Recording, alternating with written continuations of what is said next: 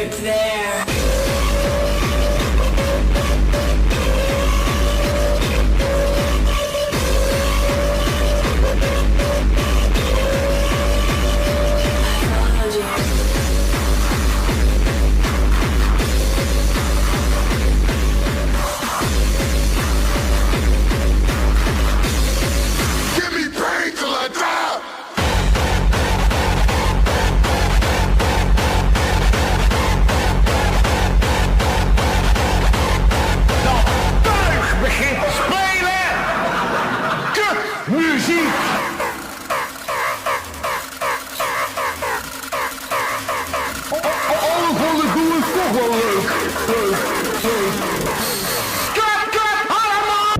Is dat zo? Oh, ja, anders rijden we weer verkeerd. Ja.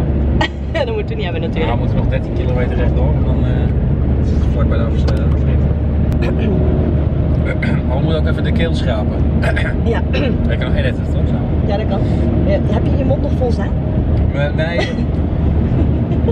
Valt mee. Maandaand jongens, maandaand. Ja, maandaand. Van het broodje. Oké. Goed. Het is Koningsdag.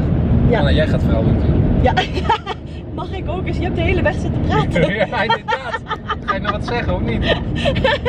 Now it's my turn.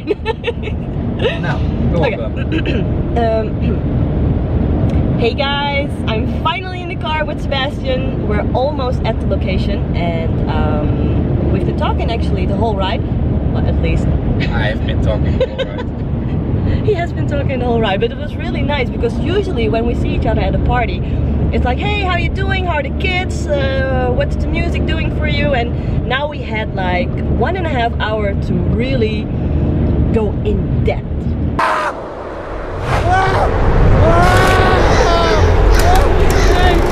So we were talking about lots of stuff, house and music. Oh, talking about music. Can you tell me something about your new album? My new album? Yes.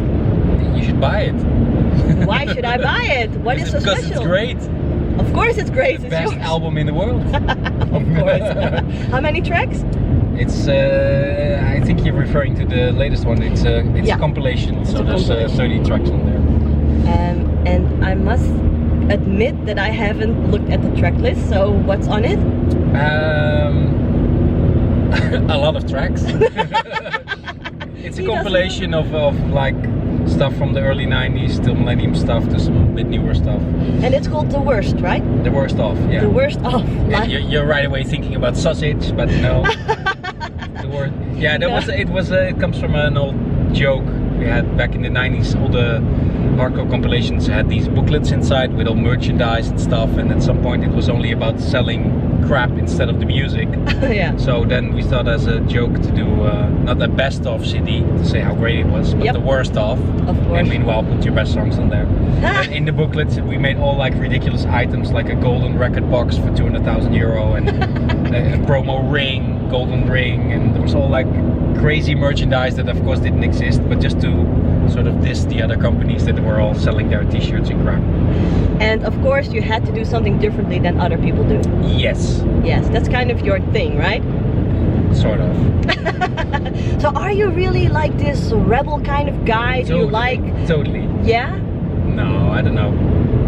I don't know. I just like to be different and do things differently than, Yeah. you know, there's not really a point in doing things that already have been done, for me at least, so. True. Yeah, whatever. I always like to find new frontiers and new things to try.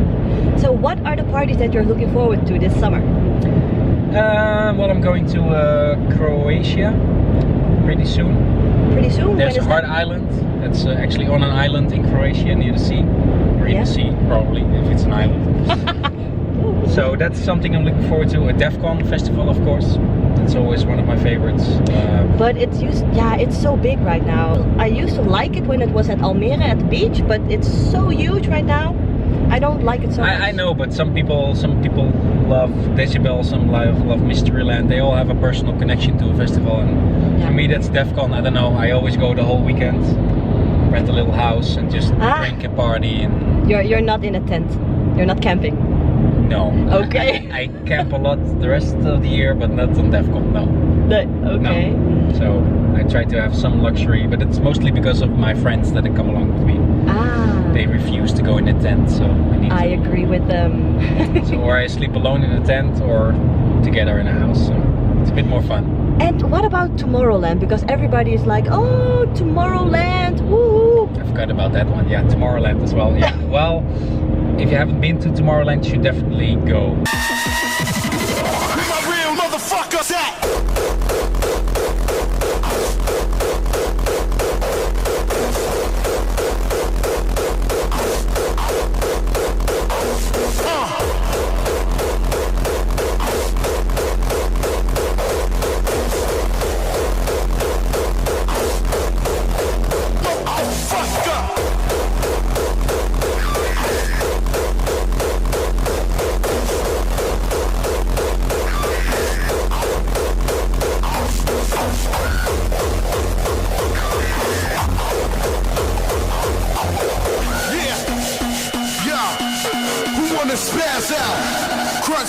I have to say, music-wise, it's not really my thing because it's a lot of EDM music.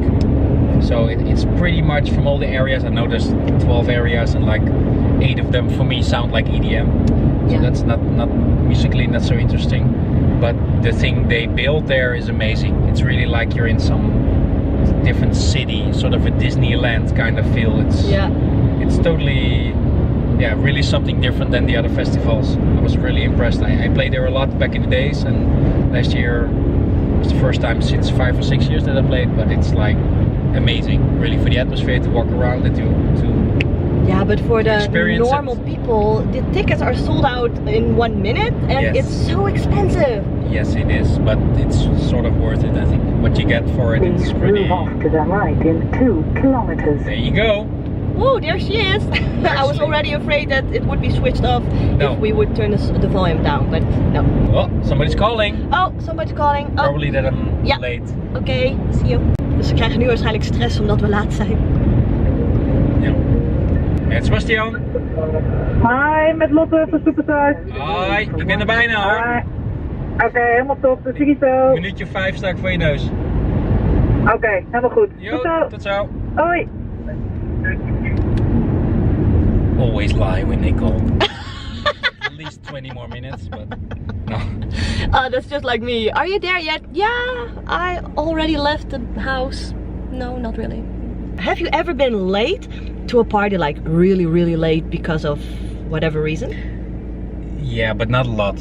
I don't know how many gigs I played in my life. Thousands probably, maybe, I don't know, 5 or 10 that I sort of fucked up. Sometimes you miss can I say beeped up?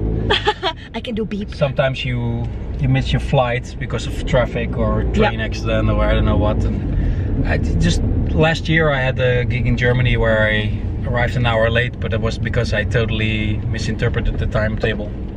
I had 3 gigs during Christmas, and all 3 of them were sort of around the same time, like 2 to 3 or 1 to 2. So I arrived at this party and they were all like, oh, why were you late? And I'm like, I'm not late, look at my timetable. And then I opened it and I saw that I was late 1 hour. Yeah, that was really a fuck up. But it was because I played 3 nights in a row on the sort of the same time and I just mixed 2 gigs up. Yeah. Which was a bit of my bad. But and they didn't contact you? No, nobody called me, nothing. That is so weird. But yeah, when I arrived in the room, everybody was like, why are you late? I was like, I'm not late. Back in the days, you had sometimes 2 or 3 gigs in the night and then you arrive sometimes 10 minutes late. But like I said, it didn't happen a lot. No. You know, it's still work. It's the best job in the world, but it's still work. You need to sort of take it seriously and try to be on time. And you also play with other artists sometimes, right? Yes. Is there any artist that you would like to be on stage with? There's a few, but mostly then because of friendship, not per se because our music matches really well or something. Okay. I have to say that back-to-back sets for me are not always successful. It's cool to do something different, especially when it's on a big stage, that there's something else to see and to hear. But it mostly doesn't result in a better set. Okay. I think you're always better when you play your own thing. You know, Yeah. it's more coherent and you can really build something. When you play back to back, you never know what the next song is going to be, so you need to anticipate constantly. But there's a few people. Dana was always one of, actually probably the only DJ in the world that I trust blindly, you know. Yeah. With Dana, always when I used to play with her, it was like I wanted to play. It was like in my head, okay, that's going to be my next song, and then she plays it. Like I had it like a million times with her. So that's one of the few persons, and there's more people I like to play with. Like nowadays, Ophidian, for instance, but it's because he's a dear friend. Yeah. And Vitro I like because his music is, you know, he's a good friend, but also his music is something I really like. And yeah, there's. So if there would be any other artists. Can we record in a car with a camera? That's not the same as calling, right? Because this cop there is looking at us like, film the Of cop. course, you're not. You should film the cop. What a pussy. He's staring at us like, what are they doing? Can you see him? I can zoom in. Is he sexy? He's sexy and he knows it. Yeah. This is the best I can do. Anyway, yeah, if you could choose any of the artists, like for example, NERD or something, or Oh, like really outside the box? yeah, outside the box, To do what? to do a To performance. To perform? Yeah, on stage, or a musician or something. That's a good one. As you can see, we did not prepare this No, conversation. it's also because I have to pay attention where I'm going right now, and I'm Oh, yeah. running late. Yes. So my half brain is focusing on how to get to the event. And you're a guy, of course, so. Performing is something in the studio. There's, you know, someone like the Prodigy would be like amazing. Yeah.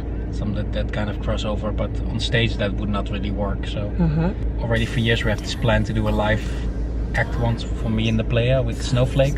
She's a Canadian singer, Yeah. which I really like, and I think she's really good live. So why didn't you do it so far? We offered it for some festivals this summer, but there was no interest for it. Jimmy, I think you're a totally awesome guy, but I don't really dig his music. You don't? Nee. You are crazy. Nee, because it's too cheerful for me. I like the dark, slow things. So I like both, but he's just the best in the melodic stuff. So, you know, if you want to work with somebody, then Yep. for me, you work with the best. yeah. That's him for me. Production-wise, you know, there's a lot of knowledge. I learn stuff from him, which I always like to do when I work with somebody. So yeah, and a really nice guy to be with. So, Yeah. well, the limo is blocking the road. Yeah, and we're in a hurry. Yeah. Woo! Like actually 15 minutes. Running inside. You just interviewed me about being late, and we actually are late live on camera right now. Yes. Is there anything you would like to say to your daughter? Because I guess you will be watching. Hi, Leanne. Prepare to turn right. You think she's gonna? Oh yeah, well, I'll be in a vlog, and then of course it's interesting. She likes vlogs. Yeah, I can say all kind of cheesy stuff, but it's. You should She's say probably some be cheesy just like this. I'm on YouTube and you are not. That's It's so her biggest cheesy. dream, yeah, to It do is? films on YouTube. Oh, is she already busy with a camera and stuff? You know, because you're not allowed under 12 to have a YouTube account. Oh. And I'm a sort of responsible dad, so I won't let her right now. Okay. And it's mostly because I know that once you are 14 or 15 and in the big school, then they're going to teach you with little films that you put on YouTube that will never go offline when you were like 9, sort of babyish. And then, you know, I try to not let her do that, to sort of protect her from being bullied later on with childish videos. Ja. That's a bit the idea behind it. Dus het is niet omdat je papa niet wil dat je dat doet, maar hij zorgt gewoon alvast voor later. Zo is dat. Ja, dat is belangrijk. So I'm going to wrap up. One day this she's scene. gonna thank me. Yeah. one day when she's like 22 or something, not now. I hope we're going to be in time. Oh no, positive thinking. We are going to be on time for his set. It's 20 minutes from now, we're still in the car. And even I get a little bit nervous right now. So yeah, see you later.